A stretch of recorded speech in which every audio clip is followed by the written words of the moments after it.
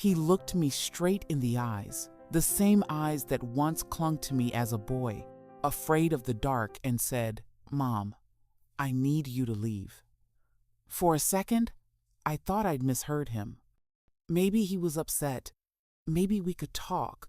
But then I saw his hand tighten on the doorknob, his jaw set, his eyes empty. He wasn't angry. He was finished.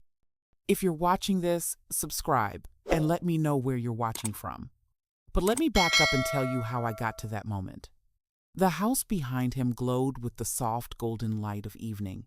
My house, the one my late husband and I built together when Daniel was just 5. We painted those walls ourselves, argued over the color of the shutters, and buried a time capsule under the porch with his baby shoes and a letter I wrote for his 18th birthday. That porch was where he learned to walk, where we watched thunderstorms, where I swore I'd never let him face the world alone. Now he stood there like a stranger, telling me to go. I tried to laugh it off. "Daniel, what are you talking about? This is my home." He exhaled sharply, like someone explaining something for the 10th. "Mom, it's my house now. You signed it over, remember? The papers, we talked about this. You said you trusted me." I felt the floor tilt under me. The papers. The ones I signed last year when he said it would make things easier for his mortgage, his business, his family. I didn't read them carefully. I didn't think I needed to. He was my son, my only child. Trust wasn't something I questioned, it was something I lived by. "Daniel," I whispered, "you said it was just for the taxes. You said he cut me off." "Mom, please, don't make this harder. I can't keep doing this with you. Amanda and I talked, and we think it's best if you move out. You need your own space, my own space." The same words I used when he was 13, and I wanted him to have privacy from his friends, sleeping over. I used to think parenting was about teaching your children independence. I never realized how much it would hurt when they actually used it against you. I looked past him, through the open door. Amanda was standing in the hallway, her arms crossed. The smell of lemon polish and lavender filled the air. She always made the house smell like a magazine ad. Cold, perfect, empty. She didn't say a word. She didn't have to. Her silence was its own weapon. My voice trembled. "You're kicking me out? Out of the home I built? The home where your father I couldn't finish." My husband's memory hovered between us like smoke. Daniel's jaw clenched, but his eyes stayed dry. "Mom, please just pack your things. We'll sell the place and give you money to find something smaller. You'll be okay." I laughed then, a bitter, hollow sound that didn't feel like mine. "You think money makes this okay? You think a check can buy back 30 years of my life?" He looked away. "It's not about that. It's about moving forward." Moving forward. That's what people say when they've already decided to leave you behind. Something in me broke quietly, not like a plate shattering, but like a rope fraying strand by strand until it just snaps. I felt my body go still. "If this is what you want," I said softly, "then I won't fight you." He blinked, surprised. Maybe he expected a scene. Maybe part of him wanted one, but I didn't give him that satisfaction. I turned, stepped off the porch, and walked to my car without looking back. The keys shook in my hands as I started the engine. My reflection in the rearview mirror looked like someone I didn't recognize. Eyes red, face pale, but still standing, still breathing, still a mother, even if I didn't know to whom anymore. I drove until the road blurred into streaks of yellow and white, and the sun disappeared behind the trees. My mind replayed every moment, the scraped knees I kissed, the bedtime stories, the college tuition I worked 3 jobs to pay. Every sacrifice stacked up inside me until I could barely breathe. When I finally stopped at a cheap roadside motel, I sat in the parking lot for a long time, staring at the neon sign flickering vacancy. My hands were cold. My chest felt like it had been carved open. I whispered to the dark, "Where did I go wrong?" No answer came. Just the hum of highway traffic and the faint sound of my heartbeat, slow and heavy. I thought about calling him, begging him to reconsider, to remember who I was. But I knew that voice. The one he used tonight that was the voice of someone who'd already chosen a side. I checked into the motel, dropped my suitcase on the floor, and sat on the edge of the bed. The sheets smelled like bleach. The silence was unbearable.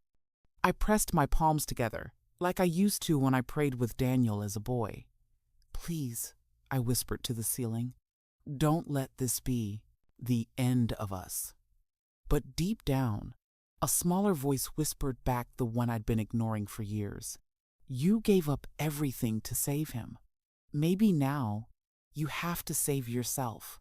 When the doctor came out of the emergency room that night, his eyes said everything before his words did.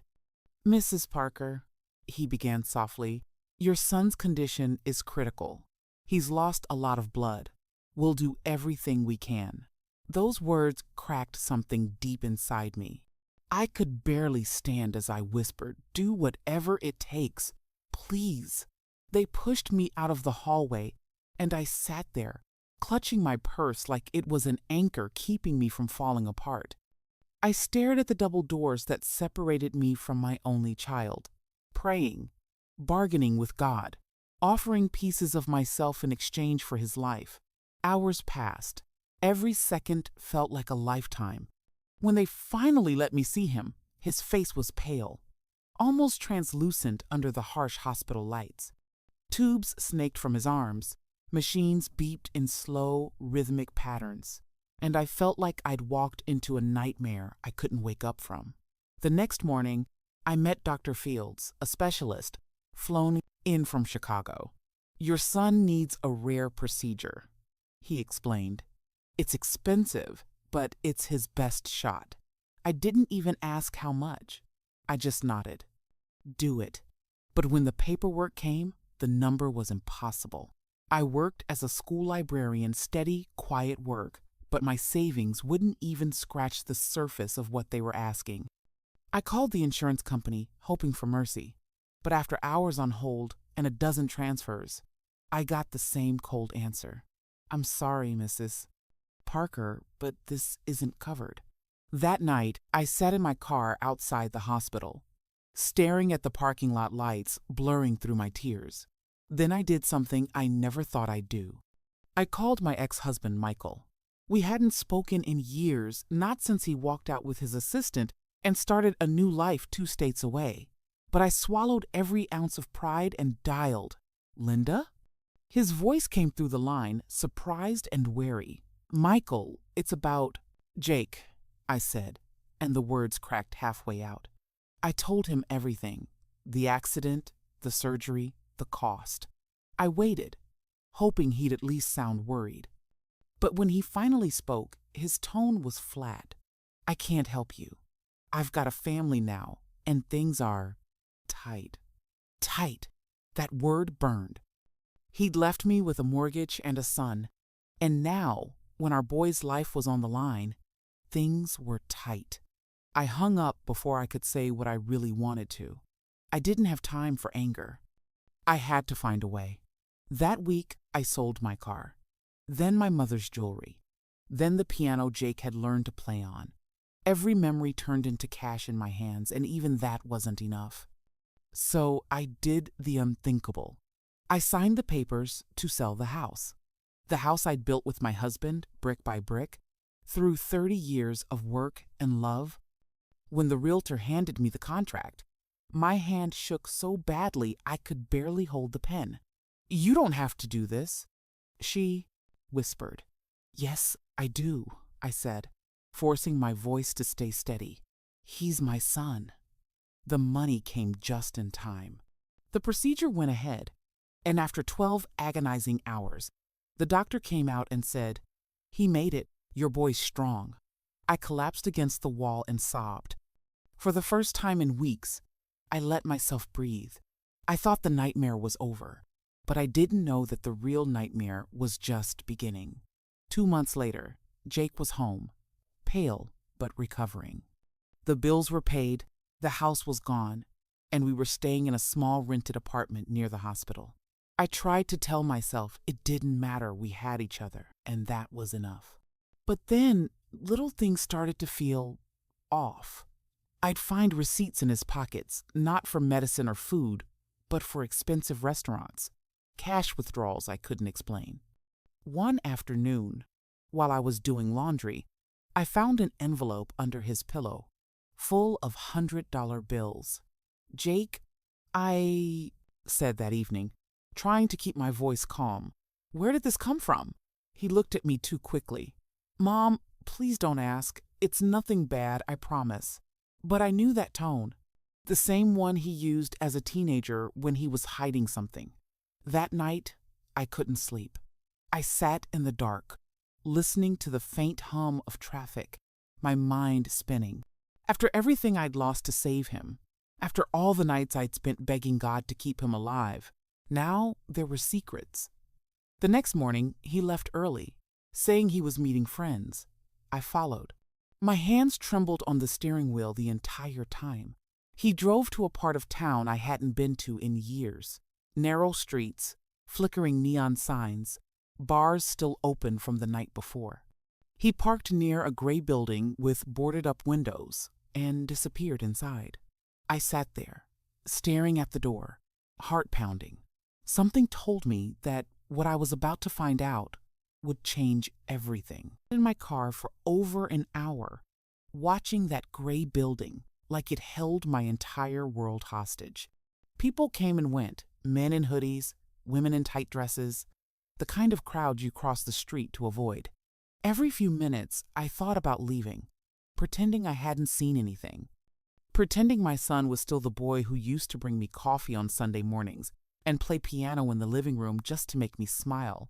But I couldn't. I had already given up too much to stop now. When he finally came out, I almost didn't recognize him. He was wearing a leather jacket I'd never seen before, his hair slicked back, his jaw tight like he'd aged years in just a few months. He got into a car I knew didn't belong to him. Black, tinted windows, shiny rims that screamed money. I followed at a distance, heart in my throat, until he pulled into a downtown parking lot and disappeared into another building, this one cleaner, more upscale, but still wrong. I waited another 10 minutes before I gathered the courage to go inside. The place was a private poker club, the kind of spot where people with too much money or too little sense came to lose it all. And there he was, my son, sitting at a table under a gold chandelier, chips stacked high in front of him, a glass of whiskey in his hand.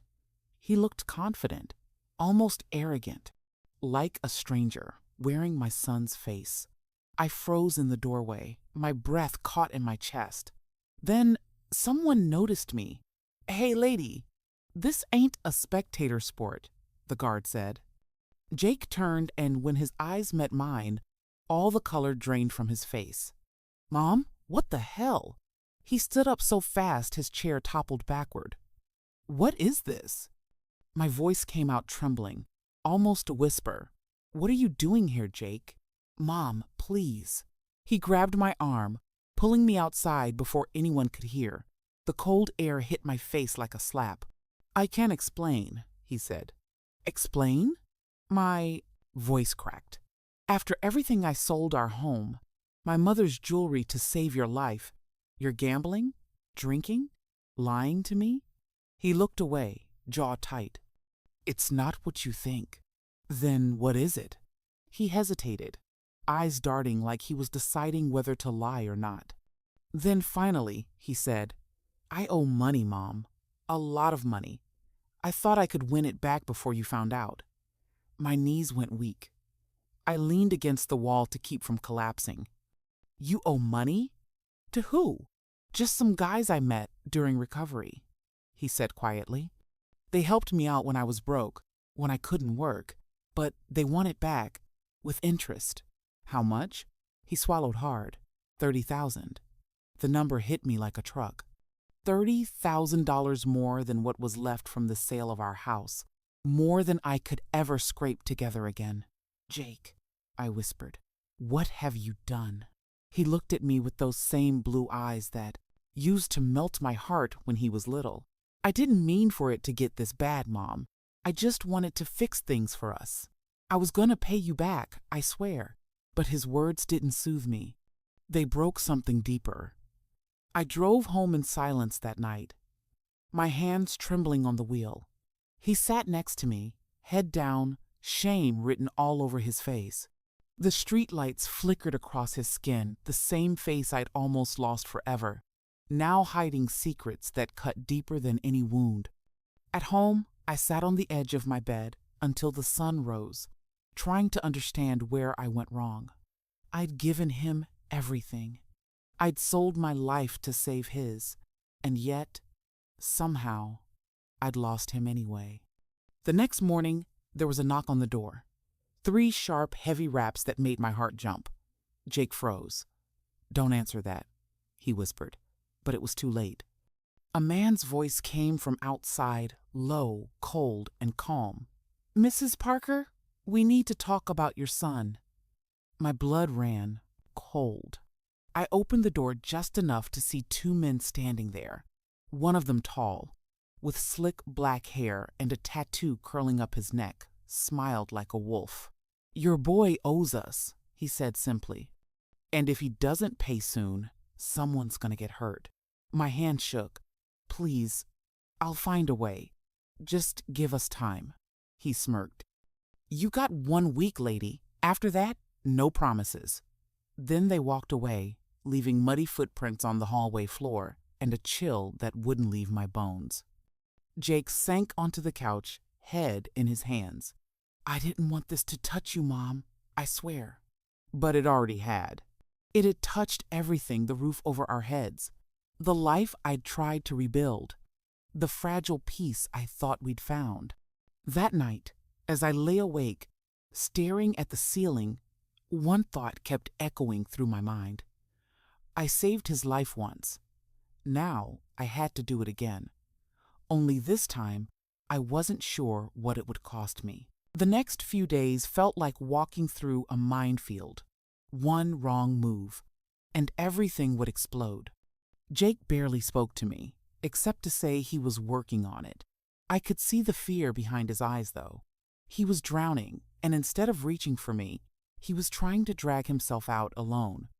I spent my mornings making calls to banks, to anyone who might loan me something, to people I hadn't spoken to in years. Every call ended the same way: rejection, pity, or silence. The walls of our small apartment seemed to close in tighter each day. I barely slept, barely ate. On the 4th night, I woke to the sound of his door opening. I got up quietly, peeking through the crack. He was slipping on his jacket, moving fast, like someone who'd made a terrible decision and couldn't turn back. Where are you going? I whispered. He froze. Mom, go back to bed. Don't you dare walk out that door, Jake. He sighed, turning slowly. His eyes were tired, red, but determined. I'm going to fix this. I can't let you take another fall because of me. Fix this how? I snapped, stepping closer. By gambling again? By running from men who want to hurt you? You think you can fight this alone? He looked down, jaw trembling. I don't have a choice. Yes, you do, I shouted, voice cracking. You always have a choice, Jake. You just keep making the wrong one. He didn't answer, just stared at me for a moment that felt like forever, then turned and walked out. I stood there, frozen, watching the door close behind him. For the first time since his father died, I felt truly helpless. Hours passed. I sat by the window, staring at the street below. waiting for headlights that never came. Every sound made me jump. Every silence made me imagine the worst. Then, just before dawn, the phone rang. "Mrs. Parker," a man's voice said. "This is Detective Grant, Chicago PD. I'm calling about your son." My whole body went cold. He's alive," the detective said quickly. "But he's in custody." Custody. The word hit harder than any bullet. When I got to the station, Jake was sitting behind a glass window handcuffed, eyes hollow. The detective explained what happened. A police raid on the poker club, arrests for illegal gambling and money laundering. My son wasn't charged with organizing anything, just participating, but the debt, the records, the names, it was all there. They released him after I posted bail, using the last of my savings. He didn't say a word the entire drive home. When we finally got inside, I couldn't hold it in anymore. "Do you understand what you've done to us?" I cried. "To me?" He slammed his fist against the wall. "I didn't ask you to come save me every time, Mom." "Yes, you did," I screamed back. "Every time you screw up, you come back here and I clean up your mess. I sold everything for you." "Jake! Everything!" He turned, his face twisted in anger and pain. "Then maybe you shouldn't have." The words sliced through me. The silence afterward was deafening. He realized what he said the moment it left his mouth. His expression softened. "Mom, I didn't mean I held up my hand. Don't." I went to my room, shut the door, and finally let myself break. I cried until I couldn't breathe, until my chest hurt, until there was nothing left inside me but exhaustion. For the next few days, we barely spoke. He stayed in his room, I stayed in mine. But on the 5th morning, there was another knock at the door. When I opened it, I found a woman standing there, early 30s, dark hair, dressed neatly, but her eyes were anxious. "Are you Mrs. Parker?" she asked. "Yes," I said carefully. "I'm Emily. I work at the shelter where your son volunteered last year." That took me off guard. "Volunteered?" She nodded. "Yes. Before his relapse, he helped with one of our rehab outreach programs. He was one of our best." I blinked, confused. "Why are you here?" She hesitated, then pulled an envelope from her bag. "Because he's been helping again. Quietly, he's been sending part of his earnings from the poker games to us, for the shelter. He told me not to say anything, but I can't keep watching this." I stared at the envelope in disbelief. Inside were receipts, donation slips, proof that Jake had been funneling money to help people in recovery. It didn't erase what he'd done, but it changed everything. When she left, I went to his room. He was sitting on the edge of his bed, head in his hands, like the weight of the world was crushing him. I held out the envelope. "Why didn't you tell me?" He looked up slowly, eyes glassy. "Because you wouldn't have believed me. Because I didn't want you to think I was trying to make myself look good." I sat beside him. For the first time in months, I reached for his hand. "You're still my son, Jake, but I can't save you anymore. You have to want to save yourself." He nodded, tears welling. "I do, Mom. I swear I do." That night, for the first time in years, we prayed together. Not for money, not for miracles, but for strength. And for a moment, it felt like maybe, just maybe, we still had a chance. The following weeks were quiet, almost painfully so. Jake was out most days, working long hours at a construction site, or so he said. He'd come home tired, sometimes too tired to talk, other times sitting silently at the kitchen table as if waiting for something he couldn't name. I tried to believe him. I wanted to believe him. But a mother's instinct never really rests. It just waits in the dark, listening for the sound of breaking glass. One evening, as I was cleaning up dinner, I heard him in the living room, talking on the phone. His voice was low, almost whispering. I could make out a few words: money, next week, I'll handle it. My stomach tightened. When he hung up, I walked in. Who was that? He jumped, clearly startled. Just a guy from work, nothing important. His eyes darted away, his fingers fidgeted. I knew that. Looked the one I'd seen too many times when he was a boy, and thought he could hide broken glass under the rug. Jake, I said quietly, please don't lie to me again. He froze, then sighed, defeated. It's not what you think. I'm trying to fix things. I just can't do it all at once. I didn't press. I wanted to, but I was tired of fighting, tired of begging him to choose a different path. Instead, I went to bed, praying that whatever he was involved in wouldn't destroy what little we had left. The next morning, I woke to pounding on the front door. My heart skipped. 2 men stood outside, suits, badges, cold eyes. Mrs. Parker? One said. We need to speak with your son. My throat went dry. What's this about? An ongoing investigation, the taller one said. We'd prefer to discuss it with him directly. Jake came out of his room just then, hair messy, shirt half-buttoned. When he saw them, his face went pale. Jake Parker, the agent said. We're investigating money transfers linked to the shelter fund. We believe some of that money came from illegal gambling operations. I felt the world tilt. No, that can't be right, I said. He was helping people. Jake didn't say a word, just looked down, hands trembling. The agents didn't arrest him, not yet, but they made it clear he wasn't off the hook. After they left, the silence in that room was unbearable. Tell me it's not true, I whispered. Tell me you didn't drag those poor people into this. He looked up, tears streaking his face. Mom, I didn't mean for it to happen. I was trying to pay back what I owed, to make things right. I didn't know the money I used came from. Jake! I shouted, slamming my hands on the table. You always don't know. That's your excuse for everything. You don't know. You didn't mean to. You were trying to help.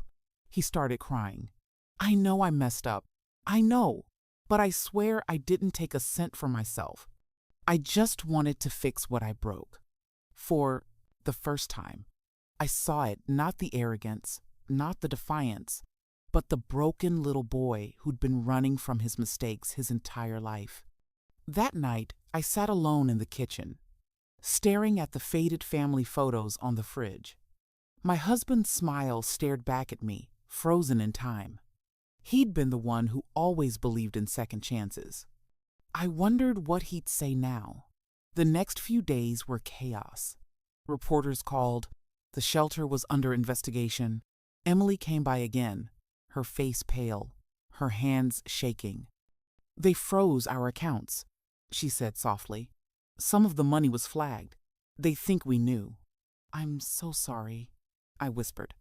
Jake never meant to hurt anyone. I know, she said, but the damage is done. That night, Jake didn't come home. I called his phone again and again. No answer. I checked hospitals, police stations, nothing. Every hour that passed made the fear worse. It wasn't until the next morning that I found the letter, slipped under my door, his handwriting shaky but familiar. Mom, I know I've ruined everything. I tried to fix it, but all I did was make it worse. I'm not running this time. I'm turning myself in. Maybe that's the only way to make things right. Don't wait up for me. I'll call when I can. I love you. I sank to the floor, holding that letter like it was the last piece of him I had left. When the phone finally rang a few days later, it was him from county jail. His voice was calm, almost peaceful. Mom, he said, I needed this. I needed to stop running. I couldn't stop crying. You don't belong in there. Maybe I do, he said softly. But maybe when I get out, I'll finally be someone you can be proud of. There was a long pause, and then he whispered, Tell Dad I'm sorry. I swallowed hard. He already forgave you, sweetheart. We both did. After we hung up, I sat there, staring out the window, the morning sun cutting through the blinds. For the first time in years, I didn't feel angry, just empty, quiet, and strangely hopeful. Because maybe the only way out of the darkness is through it. The morning after the storm, I found a letter tucked under my door in Emily's handwriting. My hands trembled as I opened it. Mom, I don't know how to face you after everything. I was angry, but I was never ready to lose you. The truth is, I found Dad's old will. It said the house was meant to go to you, not me. Uncle James lied. He told me you were hiding it to keep everything for yourself. I was foolish enough to believe him. I'm so sorry. Tears blurred the words. Everything suddenly made sense, the manipulation, the bitterness, the betrayal. It wasn't my daughter's greed. It was her pain and someone else's deceit. I went to see her that afternoon. She looked smaller, broken. Emily, I whispered, pulling her into my arms. We can rebuild.